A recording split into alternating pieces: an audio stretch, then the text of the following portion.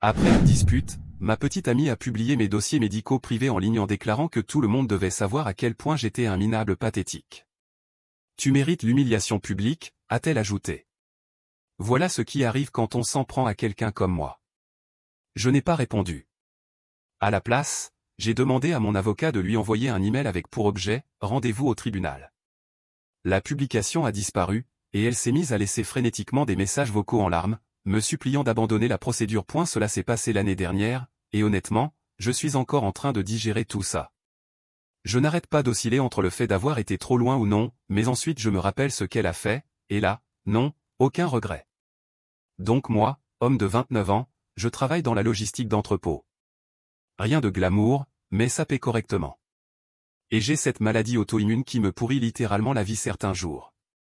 C'est une de ces maladies invisibles, de l'extérieur, j'ai l'air totalement normal, mais à l'intérieur, j'ai l'impression que quelqu'un m'attaque les articulations au chalumeau.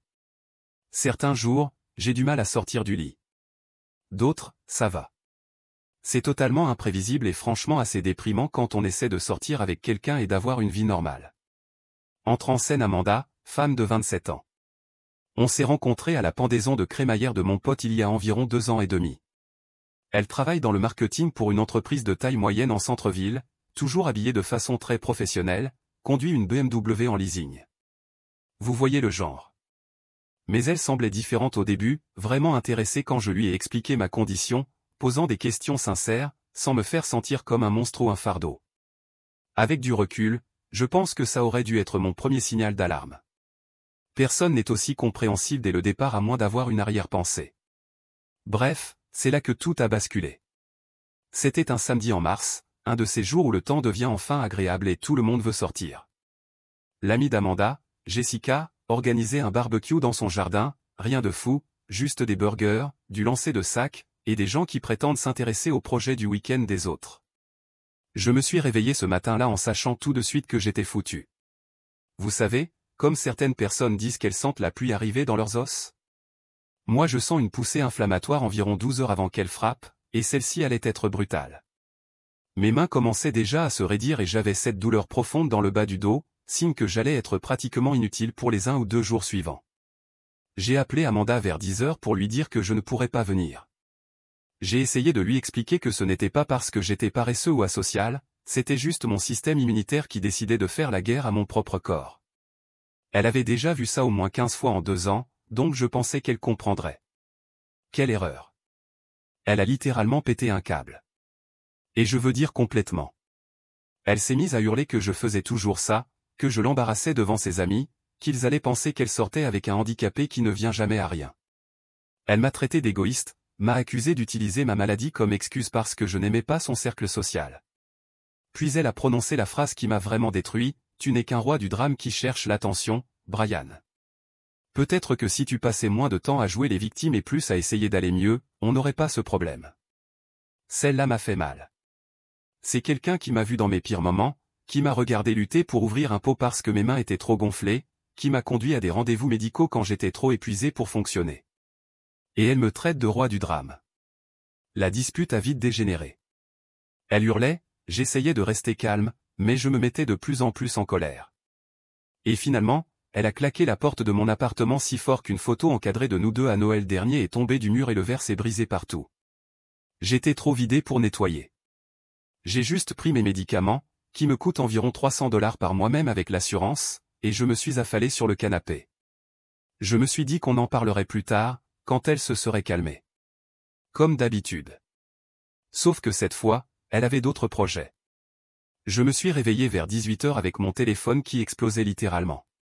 Plus de 50 appels manqués, des messages de numéros inconnus, des notifications Facebook qui inondaient mon écran verrouillé. Mon premier réflexe a été de croire que quelqu'un était mort ou qu'il y avait une urgence.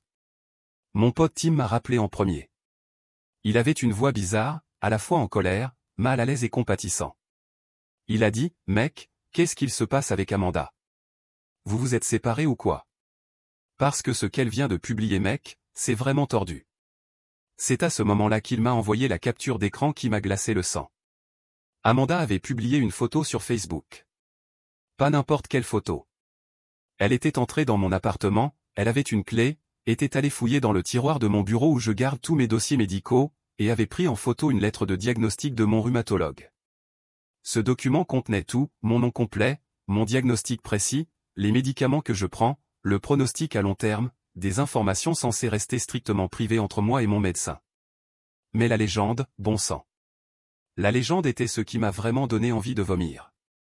Elle disait, pour tous ceux qui se sont déjà demandé pourquoi mon copain est si instable et annule toujours les plans à la dernière minute, voilà pourquoi. Apparemment, il a une maladie grave et bien réelle, ou alors c'est juste le meilleur acteur que je connaisse et il mérite un Oscar pour sa performance. À vous de juger. Qu'en pensez-vous? Maladie réelle ou professionnelle de la victimisation? Roi du drame? Enfant gâté? Simule jusqu'à ce que ça passe. Quelqu'un donne une récompense à ce mec. J'ai littéralement vomi. J'ai vraiment vomi là, sur ma table basse. Ce n'était pas juste un coup de colère sur les réseaux sociaux. C'étaient mes informations médicales privées et confidentielles, exposées aux yeux de centaines de personnes pour qu'elles puissent se moquer. Nos amis communs, ses collègues, des connaissances aléatoires du lycée, tout le monde pouvait voir mon diagnostic et la voir, elle, me traitait en gros de sale menteur. Les commentaires étaient presque pires. Ses collègues de travail rigolaient et faisaient des blagues sur le fait que j'étais un patient professionnel. Quelqu'un a dit que je faisais sûrement semblant pour toucher des aides pour handicap.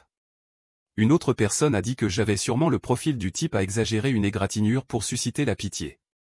Quelques-uns de mes vrais amis ont essayé de me défendre dans les commentaires, mais ils se faisaient littéralement écraser. J'ai tout capturé. La publication d'origine, chaque commentaire, l'horodatage, tout. J'ai créé un dossier sur mon ordinateur et tout sauvegardé. Une partie de moi voulait appeler Amanda et lui hurler dessus jusqu'à en perdre la voix, mais honnêtement, j'étais sous le choc. Jean, qui fait ça? Qui viole ainsi la vie privée de quelqu'un et se moque ensuite de lui pour une maladie chronique? C'est là que j'ai su que ce n'était pas quelque chose qu'on pouvait réparer avec des excuses, des fleurs ou une longue discussion sur les sentiments. Elle avait franchi une limite dont je ne soupçonnais même pas l'existence, et il n'y avait plus de retour possible. Le dimanche matin, je ne pouvais ni dormir, ni manger, ni penser à autre chose qu'à cette publication et à toutes ces personnes qui riaient de ma maladie. Mais j'ai aussi commencé à me sentir en colère, d'une colère froide, précise, au lieu d'être simplement blessé et choqué. J'ai passé la matinée à éplucher les réseaux sociaux d'Amanda, à lire attentivement ses publications et ses commentaires récents. Et c'est là que j'ai commencé à remarquer des choses qui m'ont donné la chair de poule. Environ 3 semaines plus tôt, elle avait publié un long message sur la difficulté de sortir avec quelqu'un qui a des problèmes de santé invisibles, sur à quel point c'est épuisant émotionnellement pour la personne en bonne santé. Elle avait reçu des tonnes de commentaires de compassion de ses amis, la félicitant pour sa force et sa patience. Elle me faisait passer pour un fardeau qu'elle portait héroïquement. Puis, il y avait cette autre publication datant d'environ un mois, où elle partageait un article sur la simulation médicale et sur comment repérer quelqu'un qui exagère ses symptômes pour attirer l'attention, accompagné d'un petit commentaire sur les gens qui utilisent la maladie pour manipuler leurs partenaires et fuir leurs responsabilités. Ce n'était pas un coup de colère spontané. Elle préparait ça depuis des semaines, peut-être des mois, posant les bases pour me faire passer pour un simulateur et elle, pour une victime. J'ai aussi trouvé des captures d'écran que certains de ses amis avaient partagées dans des discussions de groupe. Apparemment, elle se plaignait depuis un moment de mes poussées, trop commodes, disant aux gens que je tombais toujours malade juste avant les événements sociaux que je ne voulais pas fréquenter, qu'elle soupçonnait que j'exagérais mes symptômes parce que le timing était trop parfait. La trahison était bien plus profonde que ce que j'avais compris. Ce n'était pas juste une publication en colère, c'était une campagne calculée pour détruire ma réputation et me faire passer pour un menteur manipulateur. J'ai commencé à faire des recherches sur ce qu'elle avait réellement fait, légalement. Il s'avère que publier les dossiers médicaux privés de quelqu'un sans son consentement est extrêmement grave, du niveau de la violation de loi fédérale. Le HIPAA ne s'applique peut-être pas puisqu'elle n'est pas professionnelle de santé, mais il existe des lois étatiques sur la vie privée, et clairement de quoi poursuivre pour diffamation. J'ai passé environ 6 heures sur Google à lire des articles sur les violations de vie privée, les affaires de diffamation, les cas de détresse émotionnelle intentionnelle. J'ai trouvé un cabinet d'avocats en centre-ville spécialisé dans la vie privée et les blessures personnelles. Leur site affichait des témoignages de personnes ayant gagné des procès contre des employeurs qui avaient divulgué des infos médicales, contre des ex-conjoints ayant partagé des données de santé privée, ce genre d'histoire. J'ai rempli leur formulaire de consultation en ligne dimanche soir et j'ai joint toutes mes captures d'écran. Je pensais que ça prendrait des jours avant d'avoir une réponse. Les avocats sont des gens occupés, non? Faux. J'ai reçu un appel lundi matin à 8h pile d'une assistante juridique nommée Janet. Elle avait l'air très sérieuse, très professionnelle, mais aussi franchement révoltée pour moi. Lorsqu'elle a entendu ce qui s'était passé, elle m'a organisé une consultation téléphonique avec l'un de leurs avocats, Maître Ronald, pour plus tard dans l'après-midi. En fait, permettez-moi de faire un petit retour en arrière et de vous donner un peu de contexte sur ce qu'était ma vie avant que tout cela ne dérape. Je travaille dans cette entreprise de logistique depuis environ 4 ans. Ce n'est pas un travail glamour, mais c'est stable, et les avantages sont plutôt corrects. Mes collègues sont au courant de ma condition, et ils sont plutôt cool à ce sujet. Quand j'ai des journées difficiles, je peux généralement travailler depuis chez moi, en m'occupant de tâches administratives ou d'inventaire. Le truc avec une maladie invisible, c'est qu'on devient vraiment doué pour cacher à quel point on souffre. La plupart des gens ne se doutent absolument pas que je suis en train de vivre une journée de douleur intense, à moins que je leur dise. Donc, quand Amanda a publié cette lettre médicale, ce n'était pas seulement une atteinte à ma vie privée, c'était aussi une exposition brutale de quelque chose que j'avais mis beaucoup d'efforts à maintenir dans une sphère strictement professionnelle et compartimentée. Mon patron m'a en fait appelé lundi matin parce que quelqu'un avait partagé la publication d'Amanda et avait identifié la page Facebook de notre entreprise. Il a été cool à ce sujet, mais je pouvais sentir qu'il était mal à l'aise que notre lieu de travail soit mêlé à ce qui ressemblait à un drame personnel.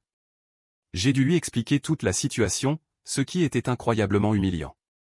L'appel avec Maître Ronald a été un tournant. Il avait probablement une 50aine d'années, il donnait l'impression d'avoir déjà vu tous les comportements de crapules possibles et imaginables, et rien ne semblait plus vraiment le surprendre. Mais quand je lui ai expliqué ce qu'Amanda avait fait, je pouvais entendre une vraie colère monter dans sa voix. Ce qu'elle a fait est illégal à plusieurs niveaux, m'a-t-il dit. Divulgation publique de faits privés, diffamation avec cette légende moqueuse, détresse émotionnelle intentionnelle. Le fait qu'elle ait dû physiquement fouiller dans vos papiers privés pour obtenir cette lettre rend les choses encore plus graves. Il m'a expliqué que les dossiers médicaux sont parmi les informations les plus protégées et privées qui existent. Même les membres de la famille ne peuvent pas y avoir accès légalement sans autorisation. Ce qu'Amanda avait fait équivalait à voler le journal intime de quelqu'un et le lire à voix haute sur la place du village. Voici ce que nous allons faire, a-t-il dit. Première étape, une lettre de mise en demeure formelle. Nous exigeons la suppression immédiate de la publication, des excuses publiques officielles, et nous la mettons en garde que nous envisageons une action en justice. Si elle obéit rapidement et montre des remords sincères, on pourra peut-être résoudre ça sans aller au tribunal. Je lui ai demandé ce qui se passerait si elle ne coopérait pas, alors on la détruit, a-t-il répondu, très calmement. On dépose une plainte civile pour dommages, atteinte à la vie privée, diffamation et détresse émotionnelle. On demande la saisie de ses archives sur les réseaux sociaux, de ses messages textes, tout. On rend ça aussi coûteux et aussi public que possible. Ce genre de personne n'apprend que lorsqu'il y a de vraies conséquences. C'est à ce moment-là que j'ai su que je travaillais avec le bon gars. Maître Ronald m'a expliqué que la mise en demeure serait envoyée par email et par courrier recommandé, afin qu'il n'y ait aucun doute sur le fait qu'elle l'ait reçue. Il m'a aussi dit de ne surtout pas contacter Amanda directement à propos de tout cela. Tout devait passer par lui désormais, pour éviter toute accusation de harcèlement ou de tentative d'intimidation. Pendant qu'on attendait que la lettre soit rédigée, j'ai commencé à documenter les choses de manière plus systématique. J'ai retourné sur les réseaux sociaux d'Amanda et capturé chaque publication où elle parlait de ma santé ou faisait des commentaires sarcastiques sur les gens qui utilisent leur maladie comme excuse. J'ai trouvé des conversations par message où elle tenait des propos similaires. J'ai même retrouvé un vieux message vocal, datant de quelques mois, où elle se plaignait à une amie d'avoir dû quitter une soirée plus tôt parce que j'avais une poussée inflammatoire. J'ai aussi commencé à tenir un journal détaillé de la façon dont toute cette affaire affectait ma vie, l'humiliation, la gêne professionnelle, la manière dont les gens me regardaient différemment. Mon médecin a dû rédiger une attestation confirmant mon diagnostic, parce que certaines personnes doutaient de la réalité de ma condition. Le plus étrange, c'est que plus je rassemblais de preuves, plus je devenais calme. Au début, j'étais seulement blessé et en colère, avec envie de tout casser. Mais construire ce dossier m'a donné quelque chose de concret sur quoi me concentrer. J'allais lui faire payer ce qu'elle avait fait, mais je le ferais correctement, méthodiquement, légalement, complètement. Maître Ronald a envoyé la mise en demeure mardi après-midi. C'était magnifique. Très formel, très juridique, mais avec juste ce qu'il fallait de fermeté pour montrer qu'on ne plaisantait pas. Elle exigeait la suppression immédiate de la publication, des excuses publiques officielles publiées sur ses réseaux sociaux, et indiquait que nous nous réservions le droit de poursuivre pour l'intégralité des dommages légaux si elle ne se conformait pas dans un délai de 48 heures. Pendant environ 4 heures, rien ne s'est passé. Je rafraîchissais sa page Facebook toutes les quelques minutes, attendant de voir si la publication allait disparaître. Puis, vers 20 heures, elle avait tout simplement disparu. Supprimée. Mais mon téléphone a commencé à sonner littéralement une minute plus tard. Le nom d'Amanda est apparu sur mon écran, et je suis resté figé quelques secondes. Maître Ronald avait été très clair, aucun contact direct, tout devait passer par lui. Alors j'ai laissé l'appel aller sur la messagerie. Puis elle a rappelé. Encore et encore.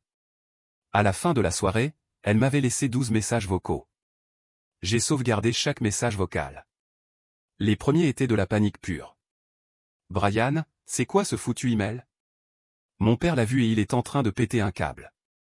Un avocat? Tu es sérieusement en train de me menacer de me poursuivre? J'ai supprimé la publication, regarde, elle a complètement disparu. C'est de la folie. Tu vas beaucoup trop loin. Rappelle-moi, c'est juste un énorme malentendu. Mais au fil de la soirée, le ton est passé de la panique à la colère, puis au désespoir, et de nouveau à la colère. Au 8e message vocal, elle pleurait, un procès, Brian, vraiment? À cause d'une stupide publication Facebook? J'étais en colère, je ne pensais pas clairement. Tu ne peux pas détruire ma vie pour ça. Mes parents vont me tuer et ça pourrait ruiner toute ma carrière. Rappelle-moi, s'il te plaît. On peut régler ça comme des adultes. Les derniers messages vocaux n'étaient que des sanglots et des supplications, s'il te plaît, me fais pas ça. Je suis désolé, d'accord? Je suis vraiment désolé. Je ferai tout ce que tu veux. Mais s'il te plaît, demande à ton avocat d'arrêter. J'ai transféré tous les messages vocaux à Maître Ronald. Sa réponse a été parfaite, elle panique parce qu'elle sait qu'elle a merdé. Remarque comme elle ne s'excuse pas vraiment pour ce qu'elle a fait. Elle est juste désolée des conséquences. Ne répond à aucun de ses appels ni à ses messages. Elle a fait son choix en publiant cette lettre. Mercredi matin, elle a tenté une approche différente. Elle a commencé à m'envoyer des textos depuis différents numéros, sûrement des téléphones empruntés à des amis. Les messages partaient dans tous les sens émotionnellement. Certains étaient agressifs, tu es complètement cinglé avec tout ça. Ce n'était qu'un poste débile. D'autres étaient manipulateurs, je croyais que tu m'aimais. Comment tu peux faire ça à quelqu'un que tu aimes? Et d'autres encore étaient carrément pathétiques, des supplications. J'ai tout capturé et envoyé à Maître Ronald. Chaque message était une preuve supplémentaire de ses tentatives de manipuler la situation au lieu d'assumer ses actes. Jeudi matin, les choses sont devenues vraiment intéressantes. Le père d'Amanda, George, a décidé de s'en mêler. Ce type se prend pour un grand patron parce qu'il possède une entreprise de construction moyennement prospère. Le genre habitué à intimider les gens et à obtenir ce qu'il veut par des effets de manche et des menaces voilées. Il m'a envoyé un email qui essayait clairement d'avoir l'air amical et raisonnable, mais avec un ton sous-jacent du genre « tu as intérêt à abandonner, sinon ». L'objet du mail était « un malentendu entre amis ». Le message était un chef-d'œuvre de condescendance. Il qualifiait ce qui s'était passé de réaction excessive malheureuse de ma part, disait qu'Amanda était profondément bouleversée et qu'elle avait retenu la leçon, qu'elle n'était qu'une jeune femme ayant commis une erreur sous le coup de l'émotion. Il suggérait que nous devrions régler ça comme des adultes responsables et tourner la page pour le bien de la belle relation qu'Amanda et moi avions construite. Mais le dernier paragraphe laissait transparaître ses vraies intentions, je pense que faire intervenir des avocats dans ce qui est essentiellement une querelle amoureuse est inutile et, franchement, un peu inquiétant. Ce genre de procédure légale peut devenir très compliquée et très coûteuse pour tout le monde. Et je suis sûr que personne ne veut ce genre de désagrément dans sa vie. Était-ce une menace? C'est exactement ce que ça ressemblait à mes yeux. Le sous-texte était limpide, laisse tomber ou on va te pourrir la vie. J'ai transféré l'email à Maître Ronald, qui a littéralement éclaté de rire en le lisant. Magnifiquement arrogant, a-t-il dit. C'est un parfait exemple de quelqu'un qui pense pouvoir intimider pour éviter les conséquences. Il vient de nous donner une preuve de plus que cette famille ne prend pas ce qu'Amanda a fait au sérieux et n'a aucune intention de faire de vraies excuses. Maître Ronald a aussi souligné que l'email de George pouvait être interprété comme une tentative d'ingérence dans une procédure judiciaire, ce qui était un problème à part entière pour eux. Pendant ce temps, Amanda avait engagé son propre avocat, un cabinet qui avait l'air très cher, sûrement au centre-ville, et qui avait probablement coûté une petite fortune à George rien que pour la consultation. Leur réponse à notre mise en demeure est arrivée vendredi après-midi, et c'était exactement ce que Maître Ronald avait prévu. En gros, il reconnaissait que la publication avait été supprimée, mais refusait de présenter la moindre excuse. Il qualifiait cela de moment d'égarement dans le cadre d'un conflit émotionnel, et affirmait que mon refus de communiquer directement avec Amanda montrait que j'agissais de mauvaise foi et que j'exagérais la situation à des fins financières. Ils essayaient de retourner la situation et de me faire passer pour le méchant, simplement parce que je n'avais pas accepté sa suppression à moitié faite et que je ne voulais pas passer à autre chose. La réaction de Maître Ronald a été calme, mais satisfaite. Parfait, a-t-il dit. Ils ont mis noir sur blanc leur position. Ils refusent d'assumer leurs actes et attaquent tes intentions. Maintenant, on peut passer à l'étape suivante en toute conscience. C'est alors qu'il m'a posé la grande question, es-tu prêt à déposer plainte? Parce qu'une fois que c'est lancé, il n'y a plus de retour en arrière. Ce sera coûteux, ce sera public, et ce sera moche. Mais si tu veux une vraie justice pour ce qu'elle t'a fait, c'est la seule voie. Je n'ai même pas hésité. On brûle tout. Et c'est là que les choses deviennent vraiment intéressantes. Amanda pensait qu'elle pouvait simplement supprimer sa publication, engager un avocat pour envoyer une réponse condescendante, et que toute cette affaire disparaîtrait. Elle allait bientôt apprendre que chaque action a ses conséquences, et que parfois ces conséquences mordent fort. Maître Ronald a déposé la plainte le lundi suivant. On a visé atteinte à la vie privée, diffamation, détresse émotionnelle intentionnelle, et quelques autres chefs d'accusation dont je ne me souviens plus. Nous avons demandé des dommages réels, des dommages punitifs, les frais d'avocat, tout le package complet. Amanda a reçu la signification du procès dans son appartement un mardi matin. Pas de scène dramatique, juste un huissier qui a frappé à sa porte pendant qu'elle se préparait pour aller au travail et lui a remis une liasse de documents juridiques qui disait en gros « Félicitations, vous êtes poursuivi pour avoir été une personne exécrable ». Je n'étais évidemment pas là, mais d'après ce que m'ont raconté des amis communs, elle s'est complètement effondrée, a appelé son travail pour dire qu'elle était malade, a passé la journée à pleurer et à téléphoner frénétiquement à son père et à son avocat. Mais c'est à ce moment-là qu'Amanda a commis la plus grosse erreur de sa vie. Au lieu de garder la tête basse et d'essayer de régler ça discrètement, elle a décidé de passer à l'offensive. Et par offensive, je veux dire qu'elle a tenté de détruire ma réputation et de me faire virer de mon travail. Environ une semaine après qu'elle a été assignée, j'ai été convoqué à une réunion avec mon patron et quelqu'un des ressources humaines. Mon estomac s'est noué, car je savais exactement de quoi il s'agissait. Maître Ronald m'avait prévenu que cela pourrait arriver. Quelqu'un avait déposé une plainte anonyme contre moi auprès du service RH de mon entreprise. La plainte affirmait que j'avais un comportement instable et agressif au travail, et que mes problèmes de santé chronique pouvaient affecter mon jugement et ma stabilité émotionnelle. Elle mentionnait aussi des comportements préoccupants en dehors du cadre professionnel et suggérait que l'entreprise devait évaluer si j'étais encore apte à exercer mes fonctions actuelles. Le langage utilisé dans la plainte était ultra formel et juridique, clairement pas écrit par un collègue lambda vraiment préoccupé par mon comportement. C'était du Amanda tout craché. Mais voilà le truc, j'étais préparé. Je suis entré dans cette réunion avec une chemise remplie de copies imprimées de la publication Facebook originale d'Amanda, de la lettre de mise en demeure, de la réponse de son avocat et d'une chronologie détaillée de tout ce qui s'était passé. J'ai expliqué calmement à mon patron et à la responsable RH que cette plainte était une représaille évidente liée à ma plainte légale, et qu'elle était fondée sur des mensonges.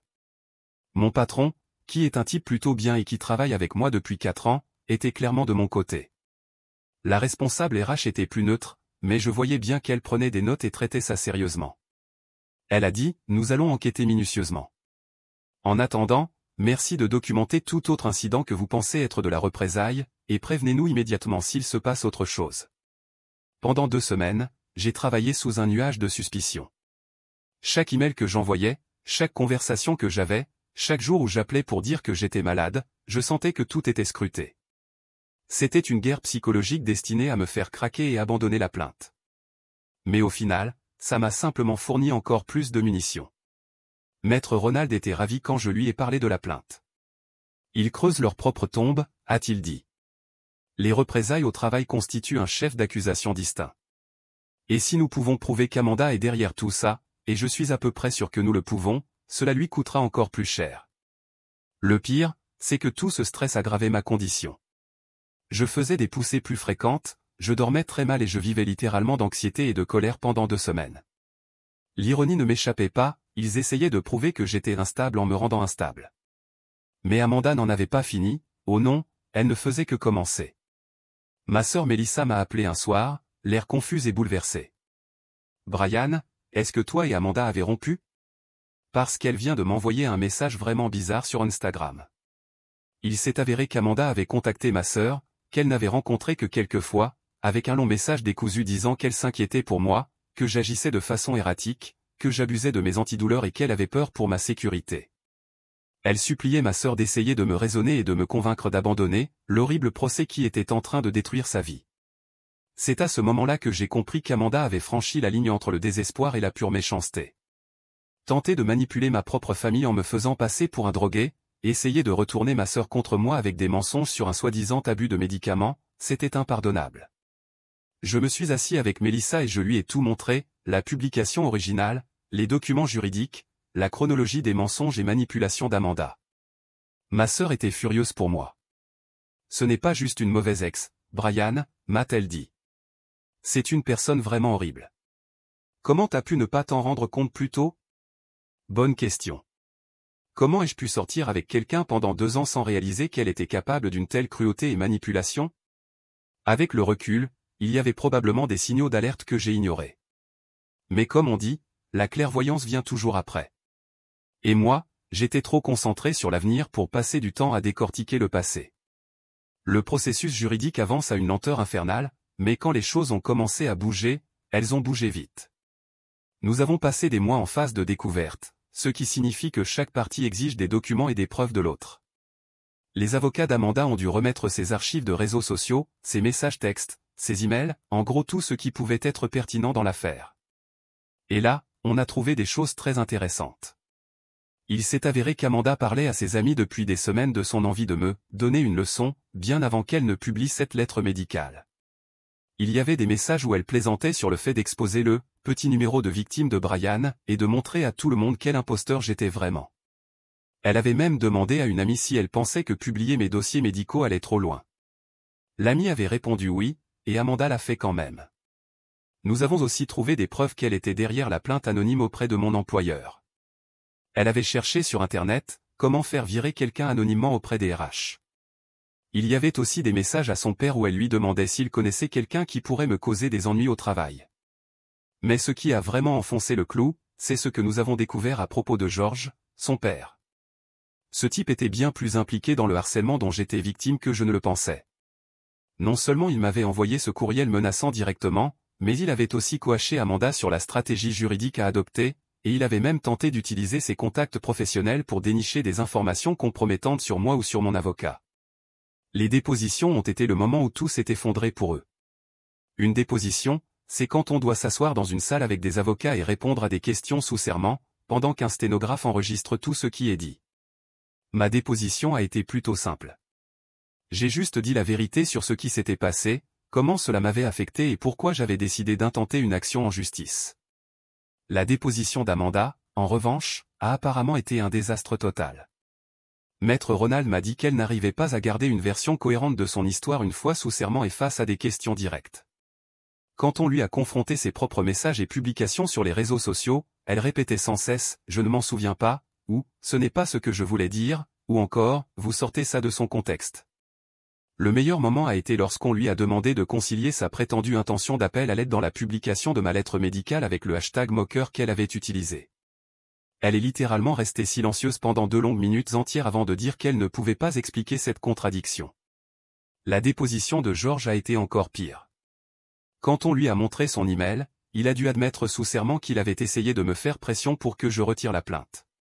Lorsqu'on lui a posé des questions sur l'utilisation de ses relations professionnelles pour enquêter sur moi ou mon avocat, il s'est mis en colère et sur la défensive, ce qui, apparemment, l'a fait paraître terrible dans le procès-verbal. Maître Ronald était presque euphorique quand il m'a appelé après la déposition de George. Ils n'ont aucune défense, a-t-il dit. Leur stratégie entière consiste à tout nier et espérer que ça passe. Mais les preuves sont accablantes. Je pense qu'ils vont chercher à régler ça rapidement. Il avait raison.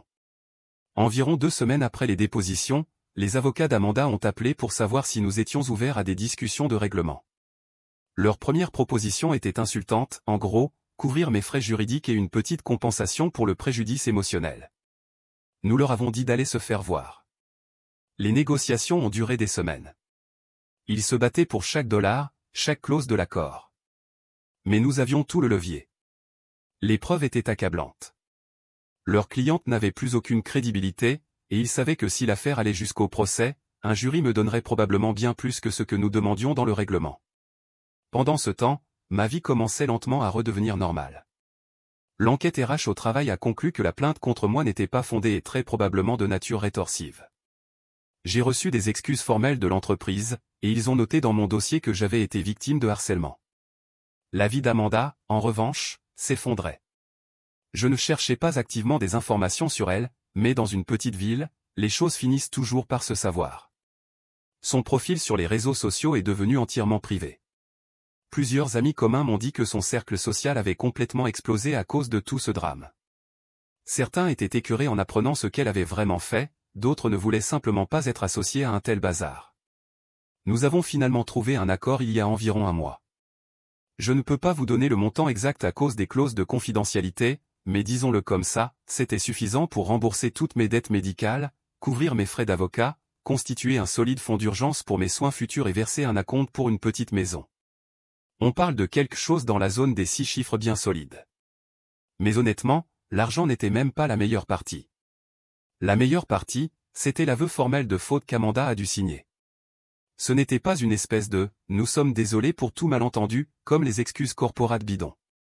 C'était un document juridiquement contraignant, examiné par les deux parties, dans lequel Amanda admettait formellement avoir divulgué illégalement des informations médicales privées sans consentement, s'être engagée dans un schéma de harcèlement et de représailles après avoir reçu des documents judiciaires, et rétracter toutes les déclarations mensongères qu'elle avait faites à mon sujet à des tiers.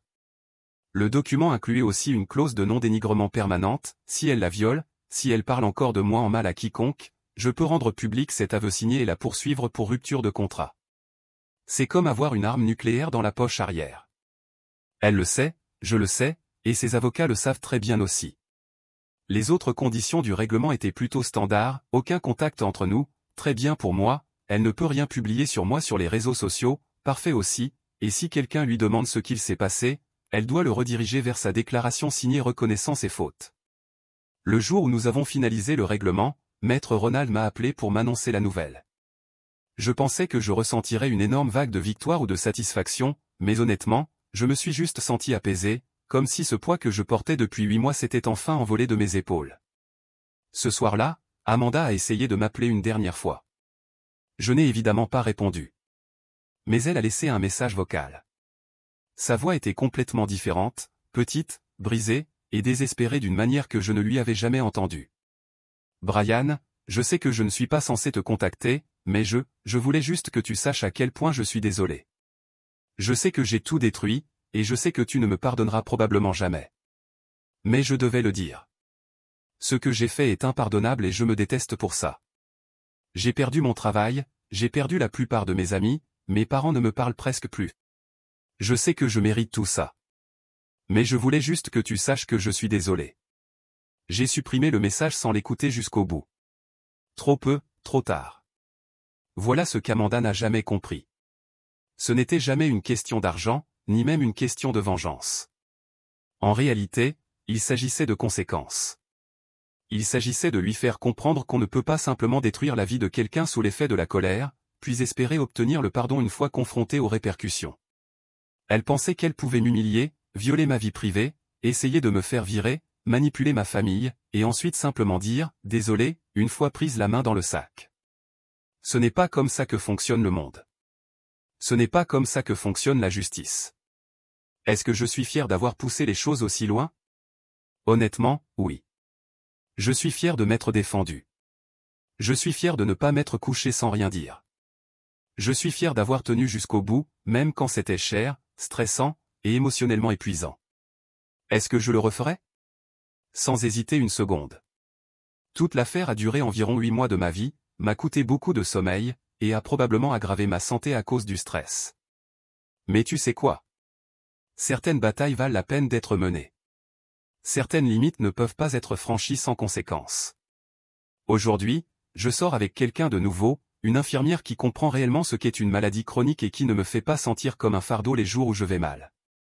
Ma santé est stable, mon travail est sécurisé, et j'ai assez d'économies pour ne plus m'inquiéter des frais médicaux, pour la première fois de ma vie adulte. Amanda, d'après ce que j'entends, est toujours en train de gérer les retombées. De bonnes actions ont des conséquences. Les siennes ont été particulièrement merdiques. Parfois je me demande si je suis allé trop loin. Puis je me rappelle cette publication sur Facebook, ces #moqueurs, la manière dont ses amis se sont moqués de ma maladie dans les commentaires.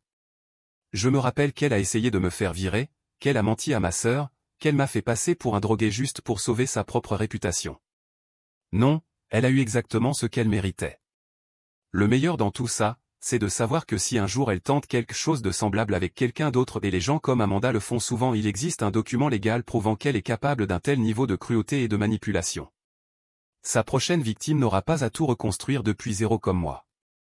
Donc voilà, c'est mon histoire. Ne jouez pas avec la confidentialité médicale de quelqu'un. Ne tentez pas de l'humilier parce qu'il souffre d'une maladie chronique. Et surtout, ne sous-estimez jamais ce qu'une personne déterminée, bien conseillée par un bon avocat, peut accomplir lorsqu'elle décide qu'elle ne sera plus jamais une victime. Merci d'avoir lu ce roman, Reddit. Ça fait du bien de pouvoir enfin raconter toute l'histoire.